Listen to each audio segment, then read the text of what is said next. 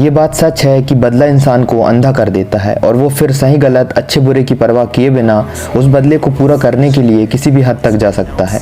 और कुछ ऐसी ही कहानी है सीक्रेट लेवल के episode 2 Sifu it takes a life की। किसी का जीवन लेना आसान है लेकिन उसका बोझ जीवन भर उठाना उतना ही मुश्किल। लेकिन जब तुम किसी के जीवन का अंत करते हो तुम अपने भीतर का एक हिस्सा भी खो बैठते हो।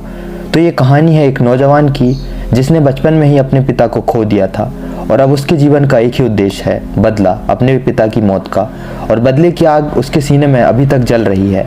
और फिर एक दिन उसे मौका मिलता है अपनी इस बदले की आग को शांत करने का, जब वो चाइना के किसी स्ट्रीट में एक ओल्ड लेडी के रेस्टोरेंट में बैठकर डम्पलिंग्स खा रहा होता है और कहता है ये इतने अच्छे कैसे होते हैं, आप इनमें डालती क्या है। वो ओल्ड लेडी कहती है मैंने अपनी ज़िंदगी के 60 साल इसमें डाले हैं। ये बात जितनी साधारण है इसकी मीनिंग उतनी ही डीप है।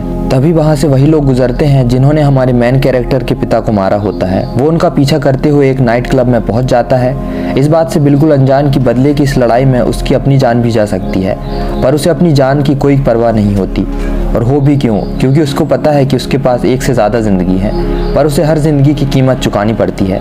क्लब में उनकी उन लोगों से फाइट होती है जहां वो मारा जाता है और उसकी 5 में से 1 लाइफ खत्म हो जाती है। पर उसे कोई फ़र्क नहीं पड़ता, उसके लिए उसका रिवेंज उसकी लाइफ से कहीं ज़्यादा कीमती है। पर क्या एक जान की कीमत कई जानों को लेकर चुकाना नाइंसाफ़ी नहीं है? पर इस सब से कलेजे में लगी आग को ठंडक ज़रूर मिल जाती है। अपनी हर एक मौत की कीमत उसे अपनी दशकों की ज़िंदगी देकर चुकानी पड़ती है और वो बूढ़ा होते चले जाता है। और कई कोशिशों के बाद वो असली गुनहगार तक पहुंच जाता है और इतने सालों की लड़ाई के बाद आखिरकार सब खत्म होता है।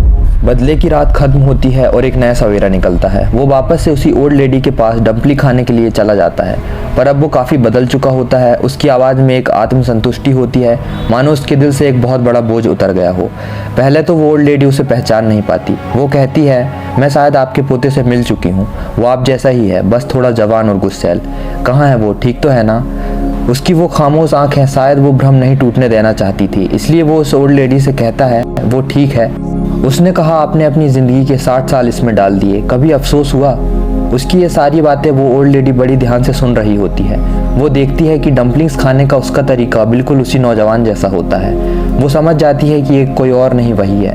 वो उसका हाथ पकड़ते हुए कहती है क्या तुम्हें अफसोस हुआ? किसी एक मकसद को पूरा करने के लिए अपनी पूरी ज़िंदगी लगा देना क्या सही है? ये उस बात पर भी निर्भर करता है कि हमारे जीवन का उद्देश्य क्या है। हर किसी के लिए अपने अलग मायने हैं और वैसे भी बिना लक्ष्य के जीवन व्यर्थ ही तो है। ये भले ही एक वीडियो गेम की स्टोरी लाइन है पर आज की कई फिल्मों से कहीं ज़्यादा मीनिंगफुल है।